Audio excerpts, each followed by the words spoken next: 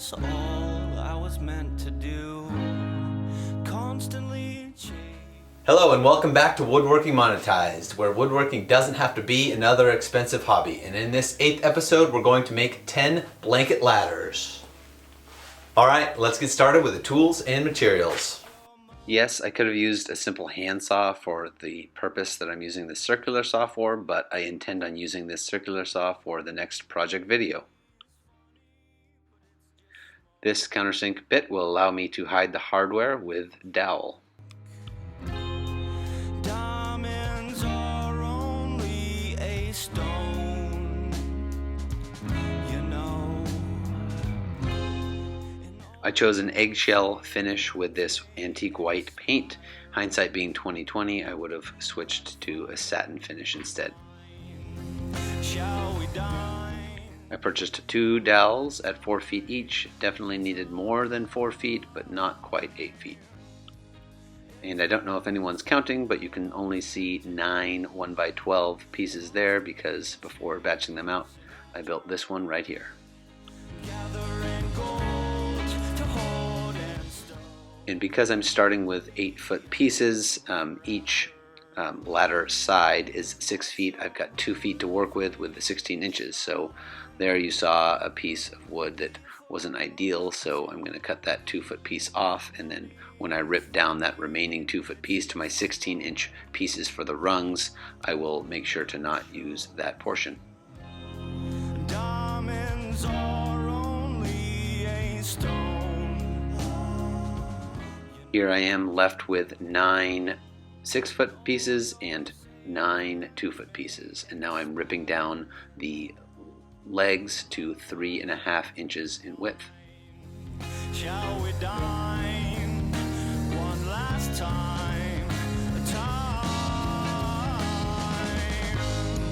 Is this all I was meant to do? Constantly chasing after, gathering gold to hoard and stow, happily ever after. All my ladder rungs are 3 1/4 inch thick, and with my first one I made these 2 pieces at 15 degrees each. They are parallelograms, so then you place them in between, like you can see here, make your attachments with the rungs and then place them in as spacers, so you can space them all at 12 inches. And again, each of the rungs are 16 inches in width. Chasing after, gathering gold to hoard and stow, happily ever after. What's your motivation? You'd be a fool not to.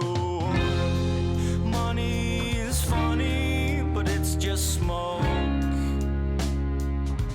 Don't choke. Diamonds are only a stone. Each blanket ladder is cut with a 15-degree angle.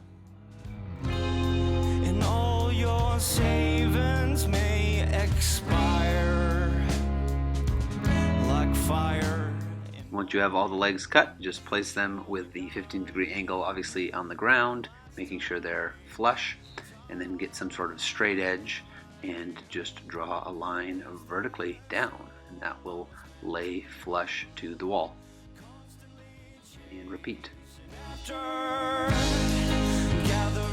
So here's where I used my circular saw, and after trying it once or twice with a speed square, I found it was easier just to freehand it and go a little bit wide and then come up to that line with my 80 grit sandpaper.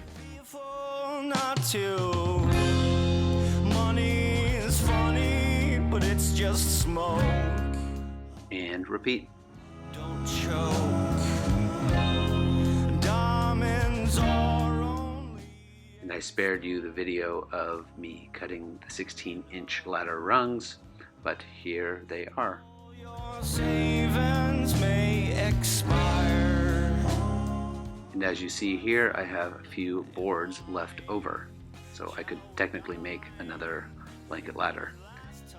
Here's the process of putting them together, making sure they're square, obviously, and using that 12-inch spacer in between with a 15-degree angle as a parallelogram and just moving up. Obviously this could have went a lot quicker had I had enough clamps to clamp it down before going and screwing them all together. Happily ever after. Is this all I was meant to do? Constantly chase. And here are the assembled blanket ladders, and now I just have to add the dowel with some glue and cut them off flush. Ever after. Is this all I was meant to do?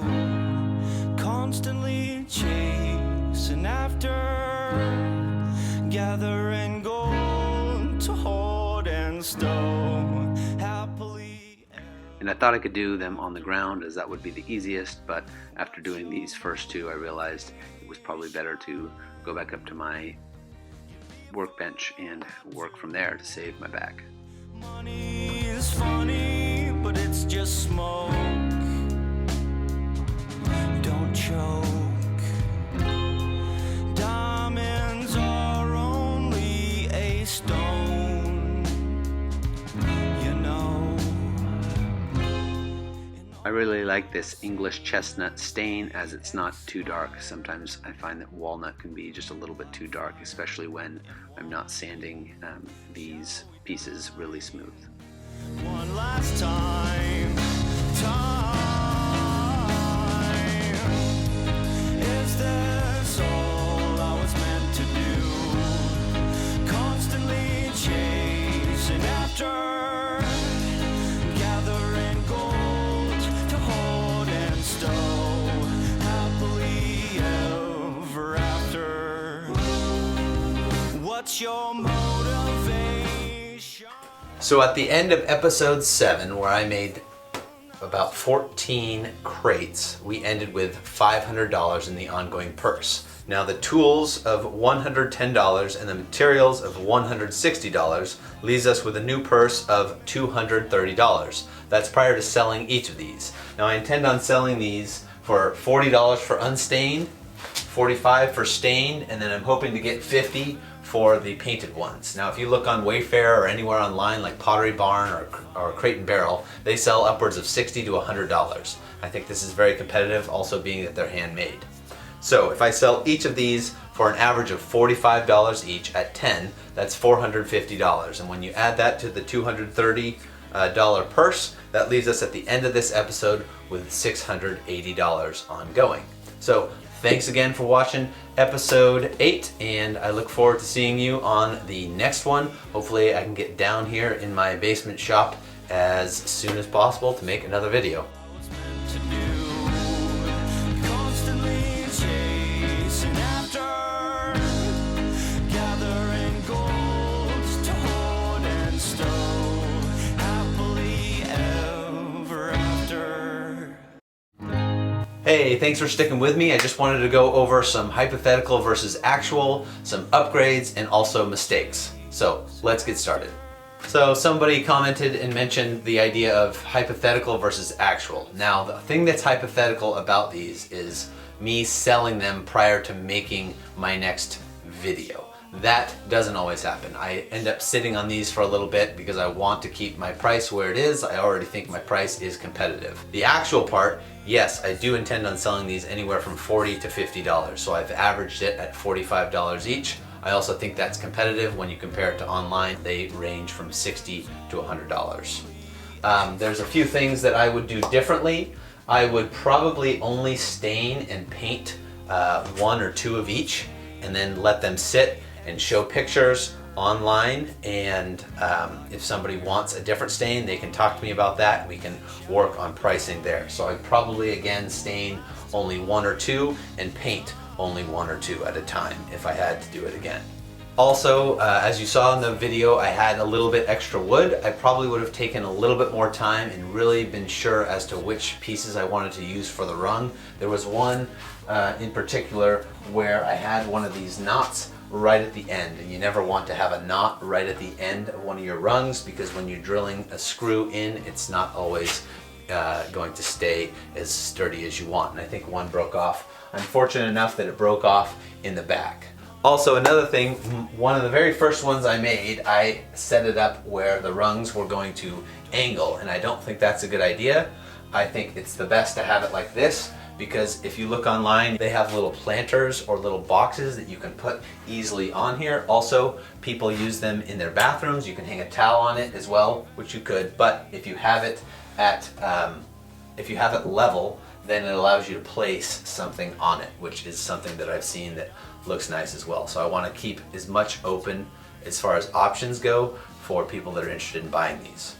So I also wanted to give a special shout out to a few people that have made some comments. I might not be including everybody, but the comments at this stage in my channel go a long way for me. So I wanted to give a shout out to Lee Ackerson, Martin Hrabko, not sure if I pronounced your name right, Randy Palaman, and Andrew McLennan. I really appreciate the comments. It really helps me think about things and give you options and other people options as to what you'd like to hear. My tendency is to think nobody wants to hear what I have to say and I'm moving on, but I'm getting more subscribers, so I want to help in any way I can. So again, I appreciate the comments. I apologize if I didn't mention anybody else. These are the 4 most recent people that have made comments, but I really thank you for the encouragement and also the criticism and the constructive nature of the criticism. Thank you so much, and we'll see you on the next one.